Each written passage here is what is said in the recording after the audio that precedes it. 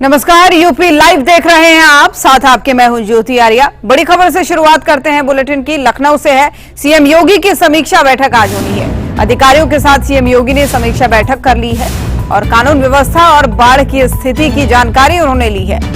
हर घर तिरंगा अभियान समेत विभिन्न कार्यों की समीक्षा करते हुए नजर आए मुख्यमंत्री। तो लखनऊ में मुख्यमंत्री योगी आदित्यनाथ ने समीक्षा बैठक की और इस दौरान अधिकारियों के साथ सीएम की ये बैठक चली, जिसमें उन्होंने कानून व्यवस्था और बाढ़ की स्थिति की जानकारी अधिकारियों से ली और हर घर तिरंगा अभियान समेत विभिन्न कार्यों की समीक्षा करते नजर आए। और अधिकारियों के साथ सीएम योगी की ये बैठक कई मायनों में खास, क्योंकि आने वाले 15 अगस्त के लिए हर घर तिरंगा अभियान को लेकर भी इसमें समीक्षा की गई।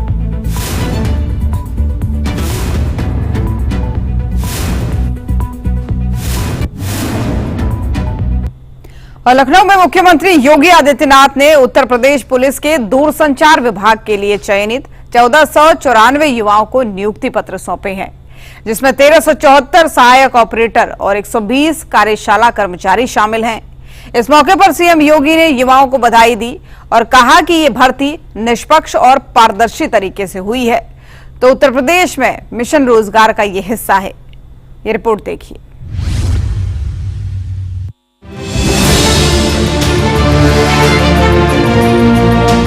लखनऊ में मुख्यमंत्री योगी आदित्यनाथ ने 3000 चयनित युवाओं को नियुक्ति पत्र वितरित किया, जिसमें यूपी पुलिस के दूर संचार विभाग के लिए चयनित 1374 सहायक ऑपरेटरों और 120 कार्यशाला कर्मचारियों में पत्र वितरित किया गया। इनमें 274 महिला सहायक ऑपरेटर और 23 महिला कार्यशाला कर्मचारी शामिल हैं। प्रदेश पुलिस एक मॉडल बनी है। अपराध को कैसे नियंत्रित किया जाता है, दंगा मुक्त राज्य कैसे हो सकता है, अराजकता मुक्त राज्य कैसे हो सकता है, गुंडागिर्दी से मुक्त राज्य कैसे कराया जा सकता है। एक पक्ष यह हर व्यक्ति स्वीकार करता है कि हां, सुधार हुआ है, व्यापक सुधार हुआ है, व्यापक परिवर्तन हुआ है। देश स्वीकार करता है, हर भारतवासी स्वीकार करता है। और अग्नि परीक्षा तब होती है जब कोई चुनौती आती है। महाकुंभ का आयोजन जिस भव्य और दिव्य तरीके से सकुशल संपन्न करने में सफलता प्राप्त की, परिणाम था उत्तर प्रदेश पुलिस का व्यवहार, उत्तर प्रदेश पुलिस की तत्परता, उत्तर प्रदेश पुलिस बल के द्वारा उस समय दिखाई गई संवेदनशीलता। अगर यह आयोजन महाकुंभ के अवसर पर इस प्रकार की संवेदनशीलता, उस प्रकार की तत्परता, उस प्रकार का एक व्यावहारिक दायित्व हम सबको निर्वहन करने के लिए हम लोग स्वतःस्फूर्त भाव के साथ उसके साथ जुड़ते हैं, तो दैनिक जीवन में अपने जनपदीय स्तर पर अपने उत्तरदायित्वों का निर्वहन करने में फिर कहां पे चूक होती है कि कभी कभी किसी कॉमन मैन को उंगली उठानी पड़ती है हमारे व्यवहार पर, कि भर्ती की प्रक्रिया पूरी ईमानदारी के साथ होनी चाहिए। अगर कहीं भी किसी नौजवान के भविष्य के साथ किसी भर्ती बोर्ड और आयोग ने भेदभाव किया तो उनकी जवाबदेही तय होगी। किसी ने भर्ती की प्रक्रिया में सेंधमारी की तो उसकी 7 पीढ़ियों को फिर इस सेंधमारी का जवाब देना पड़ेगा। और उसके परिणाम स्वरूप जो कार्रवाई उस समय हम लोगों ने प्रारंभ की, आज परिणाम है उत्तर प्रदेश देश के अंदर सर्वाधिक पुलिस की भर्ती और सरकारी नौकरी देने वाले राज्यों में उत्तर प्रदेश पहले नंबर पर आता है, अग्रणी राज्यों में है। 8.5 लाख सरकारी भर्ती हमने अब तक संपन्न की है। बदला तो निवेश भी आया, सुरक्षा का बेहतर माहौल बना तो निवेश भी आया। निवेश के माध्यम से भी लगभग 2 करोड़ युवाओं को ले अपने जनपद में रोजगार की नई संभावना बनी। शासन की कार्रवाई कार्यक्रम अनवरत आगे बढ़े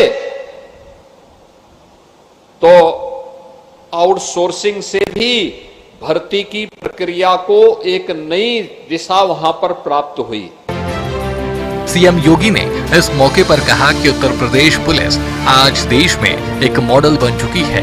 उन्होंने चयनित युवाओं से अपील की कि वे पूरी ईमानदारी और निष्ठा के साथ अपनी ड्यूटी निभाएं और प्रदेश की सुरक्षा को और मजबूत करें। सीएम ने यह भी बताया कि उनकी सरकार ने पिछले 8 सालों में 8.5 लाख से ज्यादा सरकारी नौकरियां दी हैं, जो मिशन रोजगार के तहत युवाओं के लिए अवसर पैदा करने की दिशा में एक बड़ा कदम है। प्रदेश में निवेश नहीं होता था तो विकास पूरी तरह अवरुद्ध हो गया था। नौजवान प्लान कर रहा था। प्रदेश के अंदर अराजकता, दंगों के उस दौर में लगातार आतंकी घटनाओं ने भी अंजाम देना प्रारंभ किया। अनेक घटनाएं प्रारंभ हुई। अयोध्या में से राम जन्मभूमि पर आतंकी हमला हो, काशी में संकट मोचन मंदिर, काशी की कचहरी, अयोध्या की कचहरी हो या लखनऊ की कचहरी, विस्फोट लगातार होते थे। सीआरपीएफ कैंप रामपुर पर आतंकी हमला, ये उसी दौर की बात है जब निष्पक्ष भर्ती की प्रक्रिया को पिछली सरकारों ने अपनी राजनीतिक स्वार्थों के लिए बाधित किया था।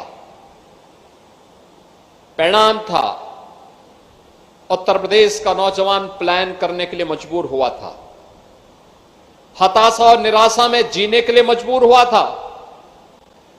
भाई भतीजेवाद और परिवारवाद के बोलबाले ने न्यायालय को भर्ती की प्रक्रिया में हस्तक्षेप करने का अवसर दिया था। याद करिए 2017 के पहले की स्थिति क्या थी। भर्ती निष्पक्ष और पारदर्शी तरीके से नहीं होते थे, भेदभाव होता था, पैसे का लेन देन होता था, एक एक भर्ती पर बोली बोली जाती थी। परिणाम क्या था? नौजवान के हितों पर तो कुठाराघात होता ही था, साथ साथ प्रदेश की कानून व्यवस्था भी तहस नहस हो गई थी। प्रदेश में दंगों का दौर चला, प्रदेश में अराजकता थी, गुंडागिर्दी थी,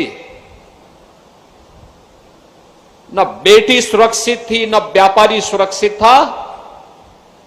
कोई व्यक्ति घर के बाहर जाता था तो सायकाल होते होते परिवार के लोग चिंतित होने लगते थे कि वह कब घर सुरक्षित पहुंचेगा। सीएम योगी आदित्यनाथ द्वारा नियुक्ति पत्र वितरण का ये समारोह न केवल यूपी पुलिस को तकनीकी रूप से मजबूत करने की दिशा में एक कदम है, बल्कि मिशन रोजगार के तहत युवाओं को आत्मनिर्भर बनाने की भी एक बड़ा प्रयास है। चयनित युवाओं ने इस अवसर पर खुशी जताई और सरकार को धन्यवाद दिया। ब्यूरो रिपोर्ट, सूर्य समाचार।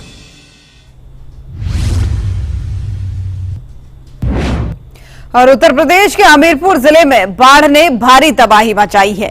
इस बीच जल शक्ति मंत्री स्वतंत्र देव सिंह ने बाढ़ प्रभावित इलाकों का जायजा लेने के लिए हवाई सर्वेक्षण किया और उन्होंने बाढ़ राहत केंद्रों का भी दौरा किया और पीड़ितों से मिलकर उनकी समस्याएं सुनी। इस दौरान उन्होंने राहत कार्यों को तेज करने के अधिकारियों को सख्त निर्देश भी दिए। इस रिपोर्ट में देखिए।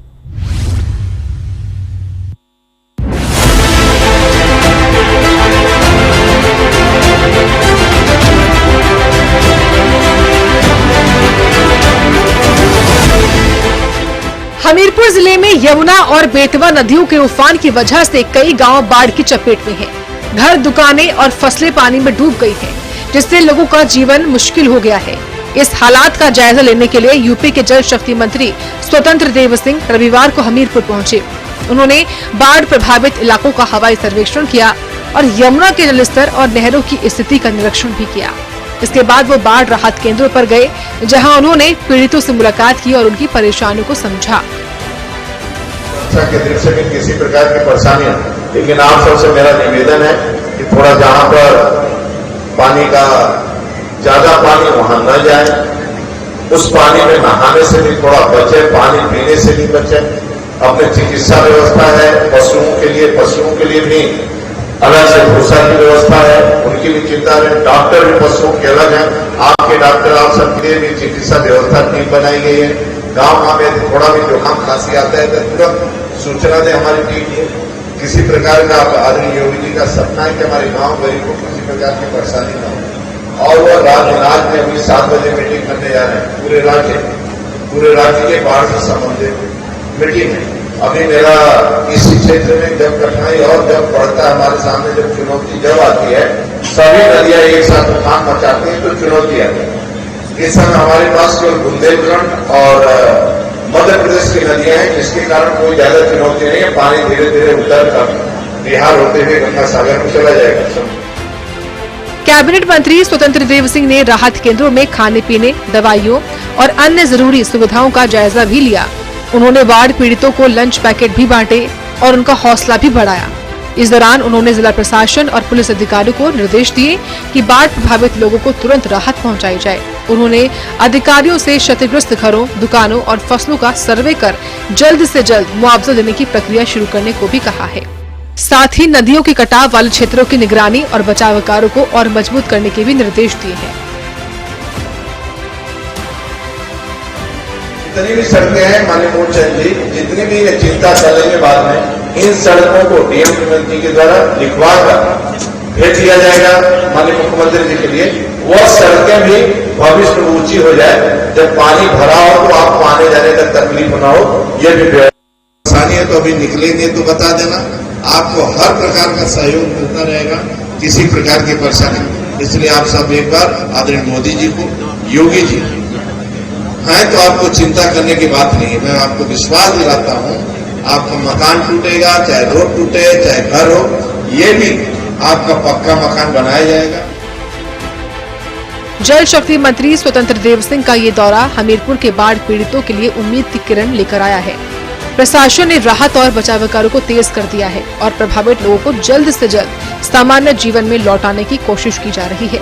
सीएम योगी के निर्देश पर गठित टीम 11 के तहत बाढ़ राहत कार्यों की लगातार निगरानी भी की जा रही है। ब्यूरो रिपोर्ट, सूर्या समाचार।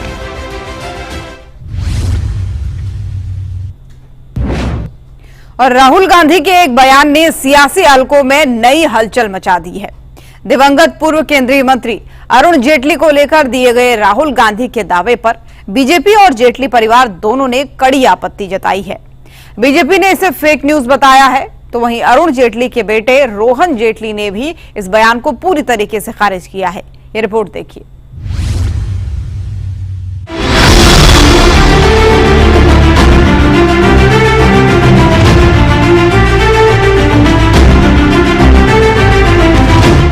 कांग्रेस सांसद और लोकसभा में विपक्ष के नेता राहुल गांधी के एक बयान से एक नया राजनीतिक विवाद खड़ा हो गया है।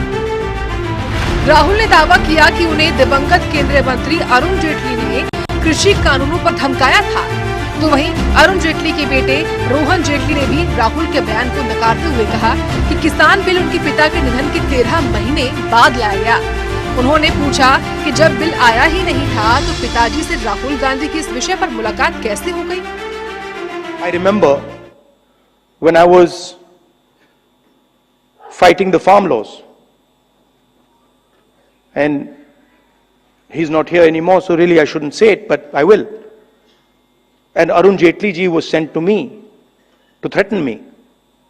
And he said, you know, if you carry on down this path, opposing the government, fighting us on the farm laws, we will have to act against you. I looked at him and said, I don't think you know who you're talking to. I don't think you have an idea who you're talking to.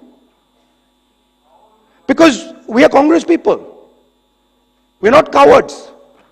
We're not going to bend. The British couldn't bend us, a superpower couldn't bend us. Who the hell are you? बड़ी unique बात है कि एक व्यक्ति जो हमारे बीच नहीं रहे, जिनका देहांत अगस्त 2019 में हुआ, और उसी महीने वो चंद महीनों के लिए बीमार थे, उनका स्वास्थ्य ठीक नहीं था। फार्मर बिल कब आया? सन 2020 में। 2020 में कैबिनेट अप्रूवल्स, पार्लियामेंट में वो उनके देहांत के 13 महीने बाद टेबल होता है, सितंबर 2020 में। तो ये बड़ी एक यूनिक बात है जो समझने की जरूरत है कि राहुल जी को वो कब मिले, कैसे मिले, कहां मिले, जबकि जो विषय 2019 में था नहीं और उनके देहांत होने के बाद उठा, तो आज उस चीज को लेके हम किस बारे में कह रहे हैं कि अरुण जी मेरे को मिले फार्मर बिल को लेके। वहीं बीजेपी ने भी राहुल गांधी के इस बयान को सिरे से खारिज करते हुए फेक न्यूज करार दिया।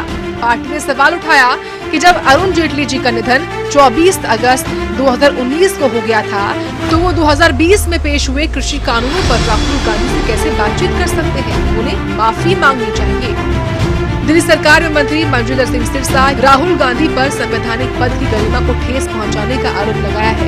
वहीं केंद्रीय मंत्री अनुराग ठाकुर ने कहा कि कांग्रेस कब तक भ्रम में जिएगी। राहुल गांधी सिर्फ झूठ बोलते हैं, उन्हें जेटली परिवार और बीजेपी से माफी मांगनी चाहिए। लेकिन राहुल गांधी ये भूल गए कि ये बात वो 2020 की कह रहे हैं, जबकि दिवंगत अरुण जेटली जी की मृत्यु तो 2019 में हो गई थी। लिहाजा राहुल गांधी का ये झूठ एकदम सफेद है। ये राहुल गांधी का जो माइंडसेट है, मुझे लगता है वो डेड हो गया है। कभी उन्हें इकोनॉमी डेड दिखाई देती है, कभी उन्हें इलेक्टोरल सिस्टम डेड दिखाई देता है। मुझे लगता है उनको अपना इलाज किसी अच्छे डॉक्टर से कराना चाहिए। कांग्रेस में एक यही सच है कि उनकी हर बात झूठ है। दिन, सप्ताह, महीने, साल बीत गए, राहुल गांधी जी की एक चीज उनके अंदर बनी हुई है, वो है झूठ, झूठ और झूठ। कोई परिवर्तन नहीं और ना ही होने की कोई उम्मीद है। हर दिन एक नया झूठ, हर दिन एक नया प्रोपेगेंडा। कांग्रेस पार्टी को गंभीरता से लेना चाहिए कि ये झूठ फरेब की राजनीति कब तक चलेगी, देशवासियों को कब तक भ्रमित करेंगे और कांग्रेस कब तक भ्रम में जिएगी। राहुल गांधी जी को मैं याद करवाना चाहता हूं, श्रीमान अरुण जेटली जी, सभी राजनीतिक दलों में उनकी रिस्पेक्ट थी, एक्सेप्टेंस थी, सर्वमान्य नेता थे वो। उनकी मृत्यु 24 अगस्त 2019 को हो गई। ये मनोरमा कहानी घटकर रखी गई और ये कहा गया कि स्वर्गीय अरुण जेटली जी किसान संघर्ष के दौरान मेरे पास आए धमकाने के लिए और मैंने कहा मैं पता किस मिट्टी का बनाऊं। ये संविधान पर बैठे हुए, कॉन्स्टिट्यूशनल पोस्ट पर बैठे हुए नेता विपक्ष को शोभा नहीं देता। जब उनको लोग पप्पू कहते थे तो उनको एतराज होता था। आज उन्हें स्पष्ट कर दिया, उनकी इस बात ने बता दिया कि वो कितने बड़े अभी भी पप्पू हैं। संवैधानिक पद पे बैठे हुए हर व्यक्ति को गरिमा के अनुसार आचरण करना चाहिए। राहुल गांधी जी मिथ्या, भ्रामक और असत्य बातें कर रहे हैं और एक स्वर्गवासी व्यक्ति का नाम ले लेके कोट कर रहे हैं। राहुल गांधी के बयान पर उठे सवालों का जवाब अब तक कांग्रेस की ओर से नहीं आया है। फिलहाल ये मामला सियासी गलियारों में गर्म है और जेटली परिवार समेत बीजेपी इसे राहुल गांधी की गंभीर भूल बता रही है। अब देखना ये होगा कि कांग्रेस पार्टी इस पर क्या सफाई देती है। ब्यूरो रिपोर्ट, सूर्या समाचार।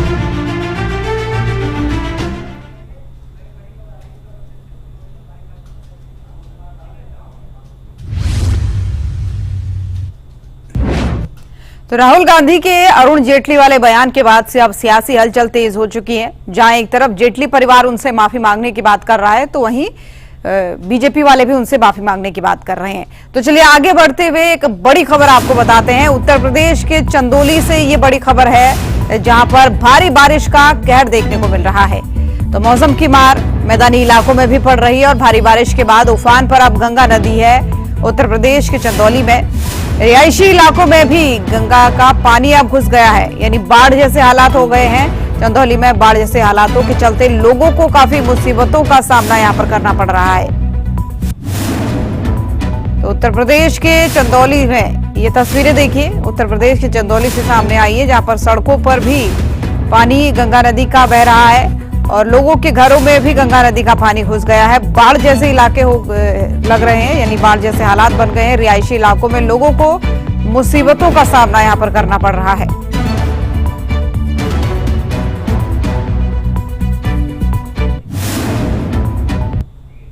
और उत्तर प्रदेश के गोंडा जिले में एक बेहद ही दर्दनाक हादसा हुआ, जिसमें 11 लोगों की जान चली गई। और यह हादसा तब हुआ जब पृथ्वीनाथ मंदिर दर्शन के लिए जा रहे श्रद्धालुओं से भरी एक बोलेरो गाड़ी अनियंत्रित होकर सरयू नदी में पलट गई।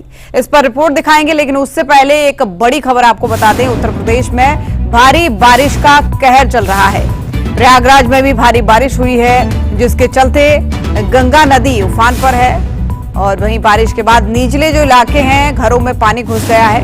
यानी बाढ़ जैसे हालात चंदौसी के साथ ही प्रयागराज में भी हो गए हैं। और ये देखिए किस तरीके से लोगों को रेस्क्यू कराया जा रहा है उनके घरों से, उनके दफ्तरों से, क्योंकि निचले इलाके जितने भी हैं वो जलमग्न हो चुके हैं। और ऐसे में ये है एनडीआरएफ, एसडीआरएफ की टीमें जो बचाव राहत कार्य में जुटी हुई हैं। देखिए ग्राउंड फ्लोर में कितना पानी लोगों के भर गया है, बिल्कुल कंधों तक पानी घुसा है। और ऐसे में अब प्रशासन की तरफ से लोगों को बचाने का अभियान चल रहा है, उन्हें सुरक्षित स्थानों पर पहुंचाने का यह अभियान चल रहा है।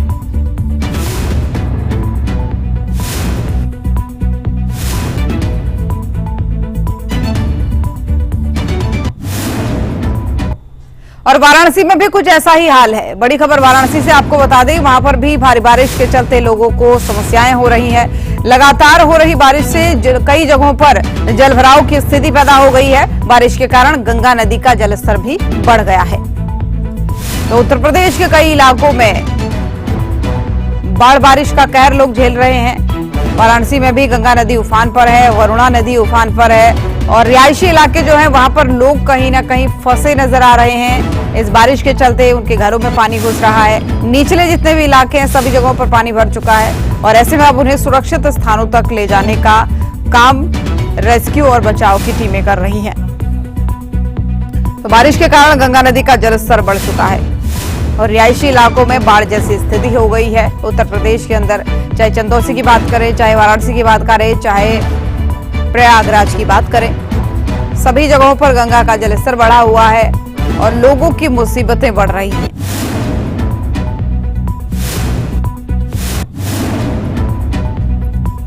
और ये तस्वीरें हैं वाराणसी की, जहां पर देखिए रिहायशी इलाकों में कैसे पानी भर आया है। अब ये लोगों की आवाजाही भी इससे ठप हो रही है, उनका सामान्य जो जनजीवन होता है वो भी अस्त व्यस्त हो रहा है। तो बाढ़ बारिश से मैदानी इलाके भी पस्त हैं। तो यूपी लाइव में फिलहाल के लिए मेरे साथ बस इतना ही। देश और दुनिया की बाकी खबरों के लिए आप देखते रहिए सूर्या समाचार। नमस्कार।